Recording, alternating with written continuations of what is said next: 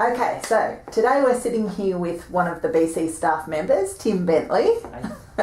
And Tim has a very strong interest in a lot of the more cardio-orientated activities such as triathlons and marathons, even though he does quite a bit of work at the local Geelong Council gyms with things from, I think, dance through to core, rehab, a whole variety of things. But today I would like Tim to introduce himself and tell you guys a little bit about himself and his expertise. Well, I've been in the fitness industry for well over 30 years. I've been a professional athlete for 20 years. I've raced triathlon is my major sport, and I've done that for over 31 years, which, like I said, for 20 years I was a professional and I got the chance to travel the world racing. That's quite a bit of longevity, Tim. It is. How have you managed to stay in it for that long? I get asked that question a lot.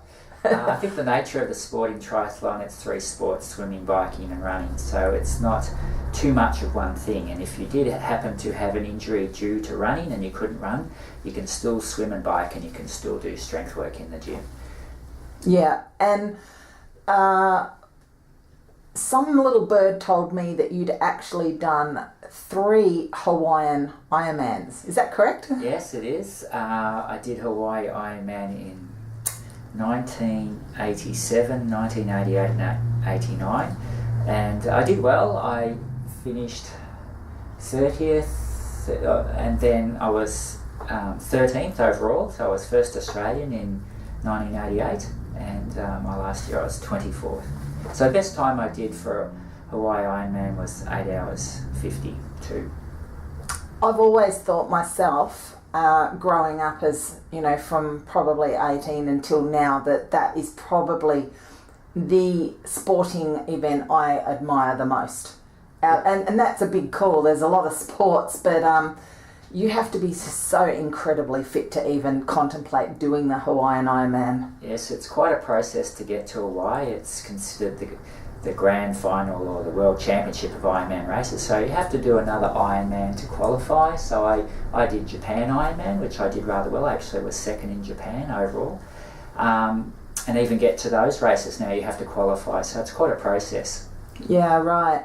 So I bet this is also a hard question, but if you had to choose between the three events, what's probably your preference, the run, the swim or the cycle? I was always the strongest runner in the sport for many years, so even in international races I always had the fastest run time, and I even won a lot of local fun run events here, so I've won pretty much most of the fun runs over the years.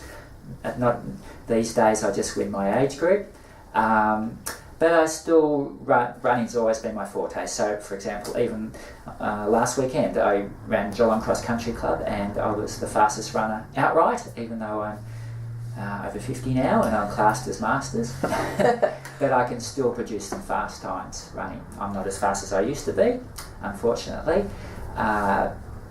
But I still enjoy the swimming and biking. There's a lot of benefits to do both. Yeah, right. So let's perhaps let's look at, if you were just thinking about going into the sport, what would be, say, 3 of your top tips for someone who's actually thinking as a beginner of going into doing a small short event type triathlon? 3 top tips, Tim. Well, it would be wise to go and get a coach and learn the technique in swimming.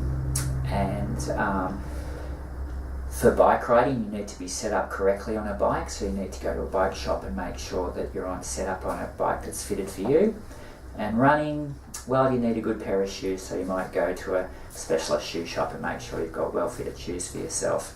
So always technique first, and then build up your training very gradually, and that's where usually a coach can help advise you. And it's all about balance. You don't have to do too much of all 3. You might run twice a week, cycle twice a week and swim twice a week. Okay. Well, we'll leave this first video at that, and then perhaps in later editions we'll look at each of the three sports separately. So thanks a lot, Tim. No worries, Ingrid.